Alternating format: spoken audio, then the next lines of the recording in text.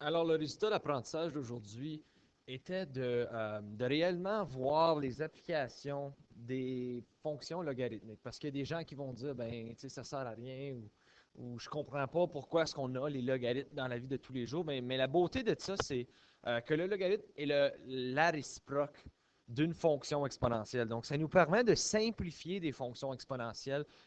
Et une des façons que c'est très, très, très utile, c'est avec l'échelle de Richter. Donc, vous savez que l'échelle de Richter, c'est utilisé pour des séismes ou des moments extrêmes dans des causes naturelles. Et puis, vous allez toujours remarquer que lorsqu'on travaille avec l'échelle de Richter, c'est toujours des chiffres raisonnablement petits. Okay? Donc, on pense toujours, ah, c'est rien ça, 1.0. Mais en réalité, 1.0, c'est une grosse explosion, là. OK, c'est pas rien. Et puis c'est là d'où il y a une importance jusqu'à un certain point de réaliser que l'intensité réelle de ces séismes-là est beaucoup plus grande que ce qui est indiqué. On voit que c'est indiqué, mettons, un 4. OK? Mais un 4, en réalité, son intensité réelle du 4, là, c'est un 10 exposant 4. Puis la raison pour laquelle on peut l'écrire sous la forme de 4 dans l'échelle de Richter, c'est qu'on ajoute log de base 10 à l'intensité réelle, parce que log de base 10, c'est la réciproque de 10 exposants. Ça annule mon 10, puis il me reste juste mon 4. Donc, dans ce cas-là, je finis avec une échelle de Richter de 4 comme résultat. Okay? Non, ça ne veut pas dire que c'est juste 4 l'intensité réelle, c'était en réalité 10 exposant à 4. Donc, c'est une des utilités, c'est qu'on peut simplifier des choses. Okay? Donc, l'exemple que je vous donne ici, okay? Donc, je vous dis que l'intensité d'un séisme de Hyo, OK, là, vous allez me donner patience, je vais essayer de le dire comme il faut. Hyogo-Kenganbu, OK, d'une magnitude de 7.0. Okay? Il y a eu un séisme au Japon qui a eu une magnitude de 7.0. Elle a dépassé celle du Little Skull Mountain au Nevada en 1992, qui avait une magnitude de 5.5. De combien de fois le séisme japonais était-il plus intense? On doit arrondir à l'unité près. Okay, donc, on veut savoir de combien de fois ce qui était plus intense. Euh, Dans ce cas ici, ça veut dire qu'en réalité, ce que je suis en train de faire, c'est que je suis en train de faire 10 exposant 7,0 divisé par 10 exposant 5,5. Okay, je veux savoir combien de fois est-ce que lui, pardon, combien de fois est-ce que lui est plus puissant que lui. Puis en réalité, on peut dire que ça, c'est égal à log de x. Okay? Donc, j'ai utilisé la même équation que j'avais tantôt ici. Le log de base 10 de 10 exposant 1. Mais le 10 exposant 1, ça va être mon x dans ce cas ici. Je ne sais pas c'est quoi le montant de fois qui est plus puissant. Puis j'ai ignoré un peu le base 10 parce qu'on sait que si je mets juste log, c'est base 10. OK. Loi des exposants dit si j'ai une division, c'est la même chose que dire 10 exposant 7,0 moins 5,5 égale, hop, hop, on va mettre ça un petit peu moins haut que ça, là, égale au log de x. OK. Mais ça donne bien du trouble. OK? Je sais tout de suite que ça va être la soustraction des deux exposants qui va être important. Donc, dans ce cas ici, ce que moi je vais faire, je vais recommencer. Je vais commencer par soustraire mes exposants. Okay. Ça va être mon log de x. Puis vous allez voir dans 2 instants pourquoi je fais ceci. Okay? Donc, 7,0 moins 5,5, c'est 1,5. Puis maintenant, c'est juste le x que je veux savoir. Donc, pour annuler le log, je fais le contraire du log, ce qui est 10 exposants des deux côtés. Et donc, j'ai que 10 exposant 1,5, parce que les autres s'annulent. C'est mon inconnu que je cherchais. Donc, un séisme de magnitude 7.0 est 10 exposant 1,5 fois plus grand qu'un séisme exposant 5.5. Maintenant, regardons au prochain. C'est la même chose. Je regarde combien de fois est-ce qu'une tornade moyenne, donc je dois aller voir la table, une tornade moyenne, je sais que c'est 4,5.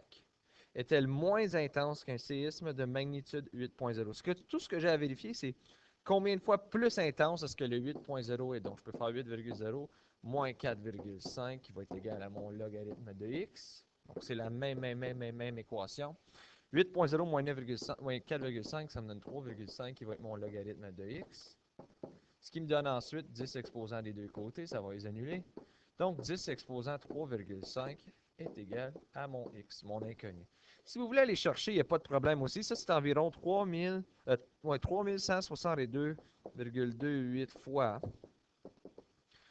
plus grand. Okay, donc, une tournade est 3162,28 fois moins grand qu'une magnitude de 8.0. Un autre endroit auquel c'est utile, puis je veux qu'on va mettre de l'emphase là-dessus, c'est l'intensité du son. Donc, l'intensité du son, encore une fois, est indiquée avec des 10 exposants. Okay? On a toujours des 10 exposants. Et puis, dans ce cas ici, les 10 exposants nous servent à simplifier parce qu'on le met en ce qu'on appelle des décibels avec le son. Donc, si vous avez travaillé avec des logiciels comme Adobe Audition, vous avez sûrement déjà vu des décibels. Okay?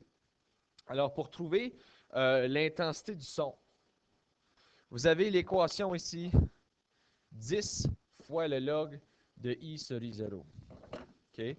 10 fois le log de I sur I0. Il y en a des gens qui vont se compliquer la vie, là, mais I sur I0 ici, là, ça c'est comme dire un X. Okay? C'est la valeur que tu vas chercher. Okay? Je ne veux pas que tu te tannes avec constamment penser, OK, est-ce qu'il faut que je trouve un I, est-ce qu'il faut que je trouve un I sur I0? Non, non. Vous allez voir un peu comment est-ce qu'on l'utilise dans cet exemple-ci. Donc là, je vous dis qu'un concert de musique a 125 décibels. Combien de fois est-ce qu'il va être plus fort qu'une conversation qui est 53 décibels? Donc, le principe est la même chose de ce qu'on faisait avec les séismes. Tu vas commencer par soustraire. Et tu vas dire que ceci, c'est égal à 10 fois le logarithme de I sur I0. OK, mais on va chercher, c'est ça qu'on cherche, n'est-ce pas? C'est mon I sur I0 qui est ici. Donc, 125 moins 53, c'est la même chose que 1072.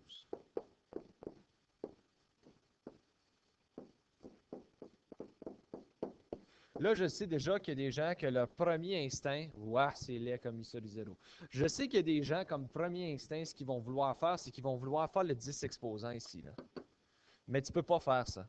Okay? Le 10 exposant, il n'existe pas à date parce que je dois faire le contraire de PEDMOUSE lorsque je isole le I sur I0. Le logarithme est techniquement un exposant. N'est-ce pas? Les fonctions logarithmiques sont techniquement des fonctions exponentielles.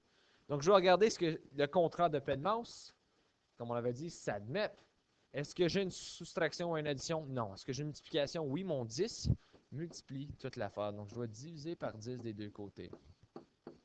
Ceci me donne 7,2 qui est égal au logarithme de I sur I0. Donc maintenant, pour trouver mon I sur I0, tout ce que j'ai à faire, c'est 10 exposants des deux côtés.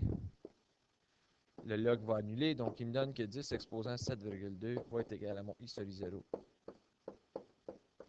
Donc, sachant ceci, ça veut dire qu'un concert de musique est 10 exposant 7,2 fois plus fort qu'une conversation, ce qui est énorme. C'est environ 15 848 931 fois plus fort qu'une conversation normale. Okay? Donc, c'est quand même assez impressionnant.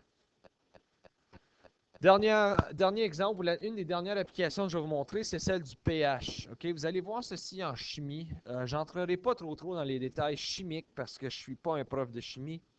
Mais en général, ici, je vous indique la définition très générale et je vous dis que si un pH a 7 comme valeur, c'est considéré neutre. S'il y a une solution inférieure à 7, c'est une solution acide ou acidique. S'il y a une solution entre 7 à 14, c'est ce qu'on appelle basique. Okay? Mais tout ce qui est important pour nous dans ce cours, c'est que l'équation, c'est le pH qui est égal à le négatif log de la concentration d'H+. Okay? Là, il y en a d'entre vous qui ont fait comme OK, ça fait quoi ça dans la vie? Bien, regardez un peu l'exemple suivant. Okay? Donc, on sait que l'équation, c'est que mon pH va être égal à mon négatif log de mon H+, ma concentration d'H+. OK? Maintenant, je vous dis, c'est quoi le pH à 2 décimales près?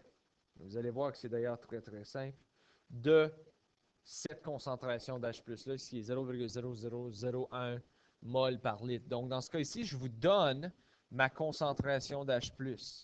Alors, si je veux l'écrire, tout ce que j'ai à dire, c'est pH qui va être égal à négatif log de 0,0001. Ceci va me donner négatif.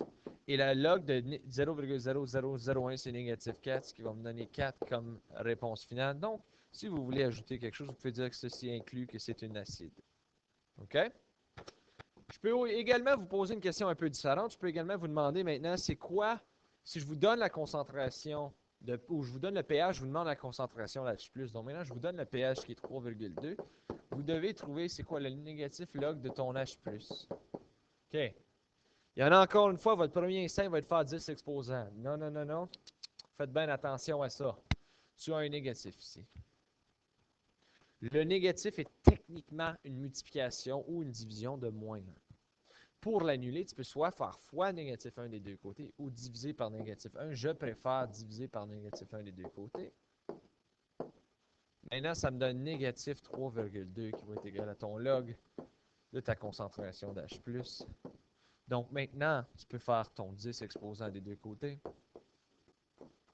Ça me donne 10 exposant négatif 3,2 qui va être mon H+. Alors voilà ta réponse finale. Si vous voulez l'indiquer sous la forme de un entier, ou vous voulez juste l'indiquer sous la forme décimale, c'est 0,00063.